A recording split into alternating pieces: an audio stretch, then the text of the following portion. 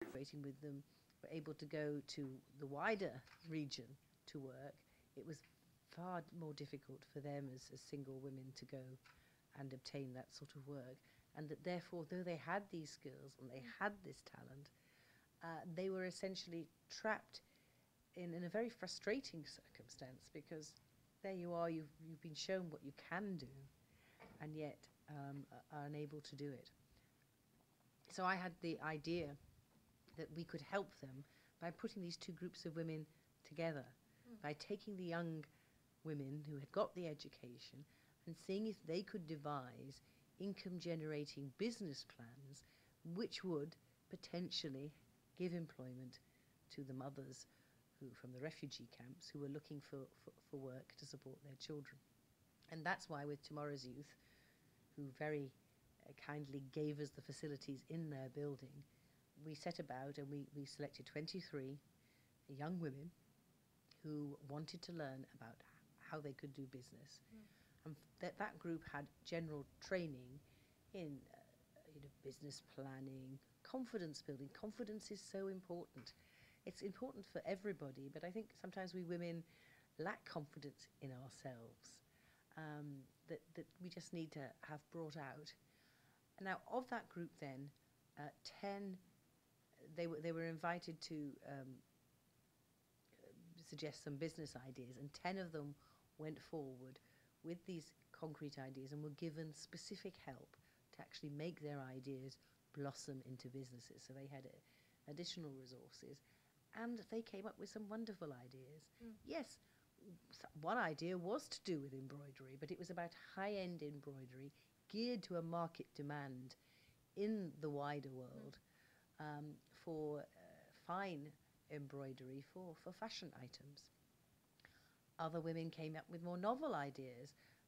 Two of the girls had noticed that there was a lot of rubbish lying around, and so came up with an idea to recycle the paper rubbish and make a business out of that. And that's again been now supported with finance and is going forward. Then there were various other business ideas as well, including one woman who wanted to set up a traditional Palestinian a restaurant selling traditional Palestinian food in a traditional way rather than the sort of fast food outlets. So that is also going ahead.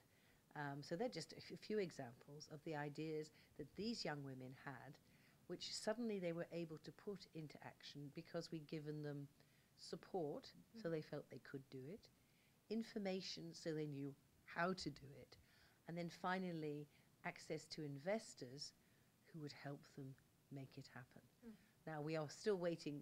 These businesses are just starting, and we hope that they will progress, and we will analyse what works and what doesn't, and then we hope to do it again in the future, do a second round and get more women in to build businesses. So in response to what was a very concrete need that was there in Nablus, we were able to respond. But one of the reasons we were able to respond, of course, is because of the work that my husband is doing, which has meant that when I met them in Nablus that time, there were still lots of restrictions about getting goods out in Nablus. You couldn't move.